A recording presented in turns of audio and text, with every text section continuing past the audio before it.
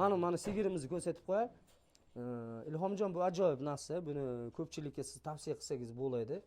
Xo'p, mana shu bitta sigirimiz bu urug' sigir edi, bozordan olganman. Brak sigir edi. Mana shuni men ratsion bilan sog'lom qildim. Mana katta bo'lib ketdi mana shu sigir. Qarang, suti ham 7 litr sut beradi shu akkaganimda. 10 litr deb bergan, 7 litr, 5 litrga tushib qoldi. Sekin-sekin men ratsionga o'rgatdim. Germaniyani o'sha tajribasi bo'yicha boqdim. O'sha ustozlar aytganda boqdim. Hozir 22 litr sut beradi. Bu qanaqa parodasi? Parodasi endi ukrainskiy. Oldin ko'rganingizda bu ukrainskiy ham demasdingiz. Urug' bir edirda qolib ketgan sigir edi.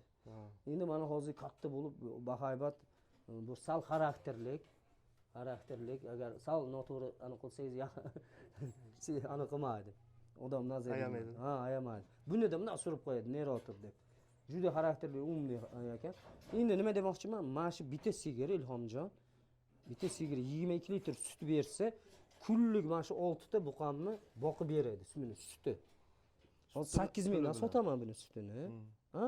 20 litr sotsam 160 ming pul bo'ladi. 160 mingga shu o'zim sotayotgan yemni olib, bularga beraman. Lubo xonadon bitta sigir mana shunaqa 6 ta buqa boqib, bitta mana shunaqa yo 2 ta sigir boqsa, buni sutini sotsa, mana ularning yemi tekin bo'ladi. 6 ta nova o'ziga ham yem bepul qolar ekan. Bepul qoladi.